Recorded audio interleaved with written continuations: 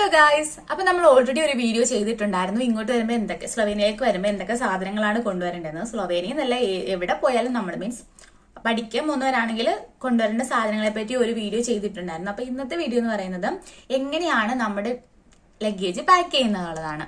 So അതിന് മുമ്പ് processing start ചെയ്തവർക്ക് വേണ്ടി ഒരു സന്തോഷ വാർത്തയുണ്ട്. എംബസി സ്ലോട്ട് കിട്ടാൻ തുടങ്ങിയിട്ടുണ്ട്. ഏപ്രിലിൽ സ്റ്റാർട്ട് ചെയ്ത കുറെ പേർക്ക് എംബസി സ്ലോട്ട് കിട്ടി. സോ എല്ലാവരും വെയിറ്റ് ചെയ്തിരിക്കുക. അപ്പം എങ്ങനെയാണ് നമ്മുടെ ലഗേജ് പാക്ക് ചെയ്യേണ്ടത്? സോ ഫസ്റ്റ് ആയിട്ട് നമ്മൾ പാക്ക് ചെയ്യുന്നതിന് മുമ്പ് ഒരു പാക്കിംഗ് ലിസ്റ്റ് തയ്യാറാക്കുക. നമുക്ക് എന്തൊക്കെ എടുക്കണം, എന്തൊക്കെ വേണ്ട എന്നുള്ളതിന്റെ ഒരു ലിസ്റ്റ് തയ്യാറാക്കുക. അതനുസരിച്ച് വേണം നമ്മൾ ലഗേജ് പാക്ക് ചെയ്യാൻ.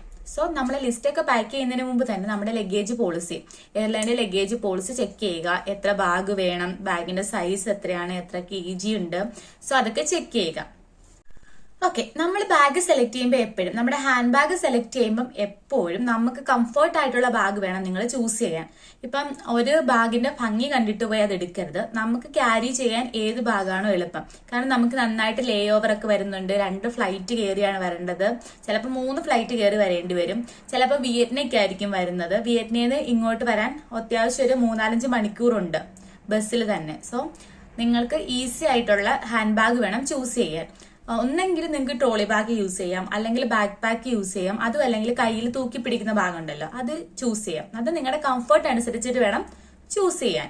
ഞാൻ ഓൾറെഡി കഴിഞ്ഞ വീഡിയോയിൽ പറഞ്ഞിട്ടുള്ളതാണ്, നമ്മുടെ ബാഗ് നമുക്ക് ഐഡന്റിഫൈ ചെയ്യാൻ വേണ്ടി ഒരു യൂണിക് ടാഗ് അല്ലെങ്കിൽ നമ്മുടെ നെയിം എഴുതി ഒട്ടിക്കുക. അത് നമുക്ക് ഐഡന്റിഫൈ ചെയ്യാൻ വേണ്ടി മാത്രമല്ല, മറ്റൊരാൾ നമ്മളുടെ ബാഗ് മാറി എടുത്തുകൊണ്ട് പോകാതിരിക്കാനും കൂടിയാണത് ചെയ്യുന്നത്. സോ എല്ലാവരും ഒരു യൂണിക് ടാഗ് വെക്കാൻ വേണ്ടി ശ്രമിക്കുക. ലഗേജ് പാക്ക് ചെയ്യുമ്പോൾ പാക്കിംഗ് ക്യൂബ്സ്, നമുക്ക് ഓൺലൈനിൽ പാക്കിംഗ് ക്യൂബ്സ് അവൈലബിൾ ആണ്. സോ പാക്കിംഗ് ക്യൂബ്സിൽ നിങ്ങൾ ലഗേജ് പാക്ക് ചെയ്യാന്നുണ്ടെങ്കിൽ നമുക്ക് കുറച്ചും കൂടി നല്ലതാണ്. എക്സാമ്പിൾ, ഇപ്പം നിങ്ങളുടെ എയർപോർട്ടിൽ വെച്ചിട്ട് ലഗേജ് കൂടുതലാണെന്ന് വെച്ചാൽ ഇപ്പം നമുക്ക് ഏത് സാധനമാണ് എടുത്ത് കളയേണ്ടതെന്ന് പെട്ടെന്ന് ഈസി ആയിട്ട് പറ്റും. അതുപോലെ തന്നെ പാക്കിംഗ് സ്പേസ് യൂട്ടിലൈസ് ചെയ്യാം. അതേപോലെ തന്നെ ഇപ്പൊ വാർഡ്രോബ് അല്ലെങ്കിൽ കബോർഡ് ഇല്ലാത്തൊരു സ്ഥലത്തേക്കാണ് പോകുന്നതെങ്കിൽ ഈ പാക്കിംഗ് ക്യൂബ്സിലൊക്കെ നമുക്ക് ഭയങ്കര യൂസ്ഫുൾ ആയിരിക്കും അത്.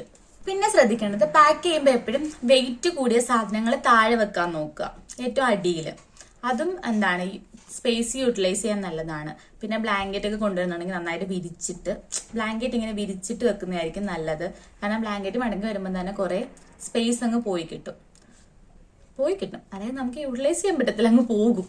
പിന്നെ ഡ്രസ്സ് കൊണ്ടുവരുമ്പോഴെപ്പോഴും ക്ലൈമറ്റിനനുസരിച്ചിട്ട് ഡ്രസ്സ് കൊണ്ടുവരിക. നിങ്ങൾ വരാൻ നേരം നോക്കുക ഇവിടുത്തെ എന്ത് ക്ലൈമറ്റ് ആണ്. വിന്റർ ആണെന്നുണ്ടെങ്കിൽ വിന്റർ വെയർ കൊണ്ടുവരാൻ നോക്കുക. എന്ന് പറഞ്ഞാൽ വിന്റർ വെയറിന് നല്ല വെയിറ്റ് വരുന്നുണ്ട്. സോ 2-3 എണ്ണം വാങ്ങിയിട്ട് വന്നാൽ മതി, ഇവിടെയൊക്കെ അത് കിട്ടും. സമ്മറിലെ ഡ്രസ്സൊക്കെ വളരെ കുറച്ച് കൊണ്ടുവരാൻ നോക്കുക. ഞാൻ ഓൾറെഡി പറഞ്ഞിട്ടുണ്ടായിരുന്നു, നമുക്ക് നമ്മുടെ ഡ്രസ്സൊന്നും ഇവിടെ വരുമ്പോൾ ഇഷ്ടപ്പെടത്തില്ല. ഇവരുടെ സ്റ്റൈലൊക്കെ കാണുമ്പോൾ നമുക്ക് പുതിയ ഡ്രസ്സ് അല്ലെങ്കിൽ നമ്മുടെ ഡ്രസ്സൊക്കെ എടുത്ത് കളയാൻ തോന്നും. സോ ഡ്രസ്സൊക്കെ വളരെ കുറച്ച് കൊണ്ടുവരിക. ഇവിടെയൊക്കെ ഡ്രസ്സിന് നല്ല രീതിയിൽ ചില സമയങ്ങളിൽ വില കുറവാണ്. സോ പാക്ക് ചെയ്യുമ്പം ഡ്രസ്സൊന്നും വാരി വലിച്ച് കൊണ്ടുവരരുത്. പൊതുവെ ഗേൾസിന്റെ കാര്യമാണ് പറയുന്നത്. ഗേൾസിന് ഇപ്പൊ എനിക്ക് ഉൾപ്പെടെ ഡ്രസ്സിനോട് ഭയങ്കര ക്രേസാ. അപ്പൊ എല്ലാം വാരി വലിച്ച് കൊണ്ടുവരാനൊക്കെ തോന്നും. സോ അങ്ങനെ കൊണ്ടുവരരുത്. നമുക്ക് മെയിൻ ആയിട്ട് അത്യാവശ്യമുള്ള സാധനങ്ങളാണ് ആദ്യം എടുത്ത് വെക്കേണ്ടത്.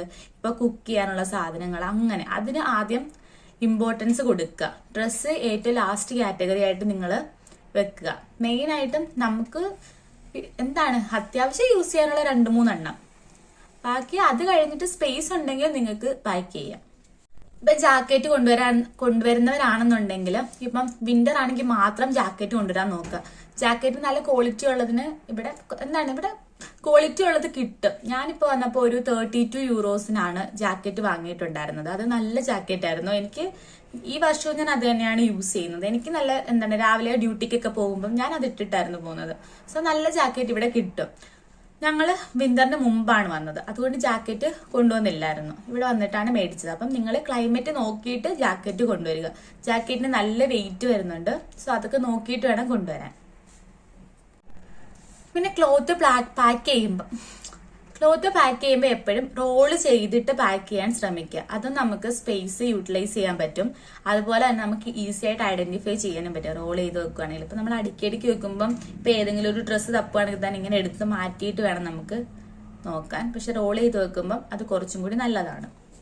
ഇനി നമ്മുടെ ലിക്വിഡ് ആയിട്ടുള്ള കുറച്ച് സാധനങ്ങൾ, സ്കിൻ കെയർ പ്രോഡക്ട്സ് ആയിക്കോട്ടെ, അല്ലാത്ത എന്തെങ്കിലും ലിക്വിഡ് ആയിട്ടോട്ടെ നന്നായിട്ട് കവർ ചെയ്യണം. മീൻസ് സെലോ ടേപ്പ് ഉണ്ടല്ലോ, മറ്റേ വൈറ്റ് ട്രാൻസ്പെറന്റ് കളറും ബ്രൗൺ കളറിലൊക്കെ ടേപ്പ് കിട്ടും. ബ്രൗൺ കളർ മാക്സിമം യൂസ് ചെയ്യാതിരിക്കുക. ഇപ്പം ബ്രൗൺ കളറിൽ എനിക്ക് തോന്നുന്നു ബ്രൗൺ കളർ മെയിൻ ആയിട്ട് ഇങ്ങനെ ഐഡന്റിഫൈ ചെയ്യും തോന്നുന്നു എയർപോർട്ടിൽ. സോ ലിക്വിഡ് ഇങ്ങനെ ഓയിലൊന്നും ഓൾറെഡി ഇവിടെ പറ്റില്ല, കൊണ്ടുവരാനൊന്നും പറ്റില്ല. ഇൻ കേസ് നിങ്ങൾ കൊണ്ടുവരുവാണെങ്കിൽ തന്നെ, ഇപ്പൊ ഓയിൽ കൊണ്ടുവരാണെന്നുണ്ടെങ്കിൽ ആദ്യം ടിഷ്യൂ പേപ്പർ ഇട്ട് നന്നായിട്ട് റാപ്പ് ചെയ്യുക. അത് കഴിഞ്ഞിട്ട് മറ്റേ പ്ലാസ്റ്റിക്കിന് നമ്മൾ ലഗേജ് പൊതിയാൻ എടുക്കുന്ന ഒരു പ്ലാസ്റ്റിക് ഉണ്ടല്ലോ, ആ ഒരു റാപ്പ് തന്നെ യൂസ് ചെയ്യുക. അല്ലാതെ സെലോ ടേപ്പ് വിട്ടിട്ട് ആ റാപ്പ് യൂസ് ചെയ്യുന്നത് കുറച്ചുകൂടി നല്ലതാണ്. എന്നിട്ട് വീണ്ടും ഒരു പ്ലാസ്റ്റിക് ബാഗിനകത്ത് വെക്കുക. കാരണം ഈ ഓയില്, പിക്കിൾസ്, ആ സാധനങ്ങളൊക്കെ നന്നായിട്ട് ലീക്ക് ചെയ്യും. പിക്കിൾസ് ഒക്കെ വെക്കുമ്പോൾ നന്നായിട്ട് റാപ്പ് ചെയ്തിട്ട് വേണം വെക്കാൻ. തുണിയുടെ ഇടയിലൊന്നും കൊണ്ട് വെക്കരുത്. ഇങ്ങോട്ട് വന്നപ്പം എനിക്ക് പിക്കിൾസ് ലീക്ക് ആയിട്ട് എന്റെ വൈറ്റ് ഷൂ പിക്കിൾസിന്റെ കളറായി പോയി. സോ അതൊക്കെ നന്നായിട്ട് നിങ്ങൾ നോക്കുക. പിന്നെ സ്കിൻ കെയർ പ്രോഡക്ട്സ് ഒന്നും വാരി വലിച്ച് കൊണ്ടുവരണ്ട. ഇപ്പം എന്താണ്, ആ ഒരു പ്രോഡക്റ്റ് തന്നെ ഉപയോഗിക്കണം എന്ന് അത്രയും നിർബന്ധമുള്ളവർ മാത്രം അങ്ങനത്തെ പ്രോഡക്റ്റ് കുറച്ച് കൊണ്ടുവരിക. അല്ലാത്തവർ സ്കിൻ കെയർ പ്രോഡക്റ്റ് കുറച്ചാൾ യൂസ് ചെയ്യാനുള്ളത് കൊണ്ടുവന്നാൽ മതി. കാരണം അതിനൊക്കെ നല്ല വെയിറ്റ് ആണ്. ഇവിടെ വന്നു കഴിഞ്ഞാൽ അതൊക്കെ കിട്ടും. നമ്മുടെ നാട്ടിലുള്ളതിനേക്കാൾ നല്ല സാധനങ്ങളൊക്കെ ഇവിടെ കിട്ടും. അതുകൊണ്ട് സ്കിൻ കെയർ പ്രോഡക്ട്സ് വാരി വലിച്ചൊന്നും കൊണ്ടുവരാതിരിക്കുക. അതുപോലെ തന്നെ ഈ സ്കിൻ കെയർ പ്രോഡക്ട്സ് ഒക്കെ നമ്മുടെ ഹാൻഡ് ബാഗിൽ 100 ml കൂടുതൽ ഇടാതിരിക്കുക. കാരണം അതൊക്കെ എടുത്ത് എയർപോർട്ടിൽ നിന്ന് എടുത്ത് കളയും. അതൊക്കെ നമ്മുടെ വലിയ ബാഗിനകത്ത് തന്നെ നിങ്ങൾ കീപ്പ് ചെയ്യാൻ നോക്കുക. ഈ 100 ml കൂടുതലാണെങ്കിൽ മാത്രം. മാക്സിമം സ്പേസ് യൂട്ടിലൈസ് ചെയ്യാൻ നോക്കണം. ഇപ്പം കുക്കർ ആയിക്കോട്ടെ, അല്ലെങ്കിൽ എന്തെങ്കിലും ഒരു കുക്കിംഗ് പാത്രം, അല്ലെങ്കിൽ ഷൂ, ഇതിനകത്തോട്ടൊക്കെ നമുക്ക് എന്താണ് കുഞ്ഞു കുഞ്ഞു സാധനങ്ങളൊക്കെ കുത്തി നിറയ്ക്കാം. ഇപ്പൊ ഷൂ ആണെങ്കിൽ തന്നെ എന്തെങ്കിലും പൊതിഞ്ഞ് വേണം ഇടാൻ. അല്ലെങ്കിൽ പിന്നെ പുതിയ ഷൂ അല്ലെ, നമ്മൾ യൂസ് ചെയ്യുന്ന ഷൂ കൊണ്ടുവരാതിരിക്കുക. കാരണം ഇങ്ങനെ സോയിലുള്ള സാധനങ്ങളൊന്നും ഇവിടോട്ട് അത്ര കൊണ്ടുവരാൻ പറ്റില്ല. പക്ഷെ നമ്മുടെ ചില ഭാഗ്യത്തിനൊക്കെ ഇങ്ങനെ കൊടുത്തു വിടും. പിന്നെ ഇപ്പൊ നമ്മുടെ ഇന്ത്യൻ എയർപോർട്ടിൽ കൊടുത്തു വിട്ടാൽ തന്നെ ഇവിടെ വരുമ്പം ചില സാധനങ്ങളൊക്കെ എടുത്ത് കളഞ്ഞിട്ട് നമ്മളെ പുറത്തോട്ട് വിടത്തുള്ളൂ. സോ അതൊക്കെ നോക്കുക. അപ്പം മാക്സിമം സ്പേസ് ഒക്കെ യൂട്ടിലൈസ് ചെയ്യുക. ഷൂ യൂസ് ചെയ്തോണ്ടിരുന്ന, അല്ലെങ്കിൽ മീൻസ് മണ്ണൊക്കെ ഉള്ള ഒരു ഷൂ കൊണ്ടുവരാതിരിക്കുക. നമ്മുടെ ഡോക്യുമെന്റ്സ് ഒക്കെ മാക്സിമം നമ്മുടെ ഹാൻഡ് ബാഗ് അല്ലെങ്കിൽ ലാപ്ടോപ്പ് ബാഗിൽ വേണം കീപ്പ് ചെയ്യാൻ ശ്രമിക്കാൻ. കാരണം നമ്മുടെ ബാഗ് നഷ്ടപ്പെട്ടു പോയി കഴിഞ്ഞാൽ 2 ദിവസം കഴിഞ്ഞ് നമുക്ക് തിരിച്ചു കിട്ടത്തുള്ളൂ. സോ നമ്മുടെ ഡോക്യുമെന്റ്സ് ഒക്കെ എപ്പോഴും നമ്മുടെ കയ്യിൽ തന്നെ വെക്കാൻ ശ്രമിക്കുക. അതുപോലെ തന്നെ പാസ്പോർട്ട്, വിസ, ടിക്കറ്റ് തുടങ്ങിയവയുടെ കോപ്പി ഫോണിലും, അതുപോലെ തന്നെ ഒരു ഫിസിക്കൽ കോപ്പിയും എടുത്തു വെക്കാൻ ശ്രമിക്കുക.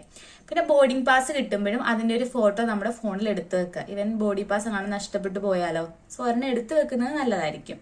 പിന്നെ മെയിൻ ആയിട്ട് നിങ്ങൾ നാട്ടിൽ നിന്നൊക്കെ ചിലപ്പോൾ റൂം ബുക്ക് ചെയ്തിട്ടായിരിക്കും വരുന്നത്. സോ അത് ഫർണിഷ്ഡ് ആണോ, ഷെയറിംഗ് ആണോ, അതൊക്കെ നോക്കിയിട്ട് വേണം വരാൻ. പിന്നെന്താ മെയിൻ ആയിട്ട് പിന്നെ മറക്കാതെടുക്കുന്ന ഒരു സാധനമാണ് യൂണിവേഴ്സൽ അഡാപ്റ്റർ. നമ്മുടെ നാട്ടിലെ ചാർജർ ഇവിടെ ഒന്നും കുത്താൻ പറ്റില്ല. സോ യൂണിവേഴ്സൽ അഡാപ്റ്റർ ആമസോണിൽ കിട്ടും. സോ അതൊക്കെ വാങ്ങിയിട്ട് വരിക.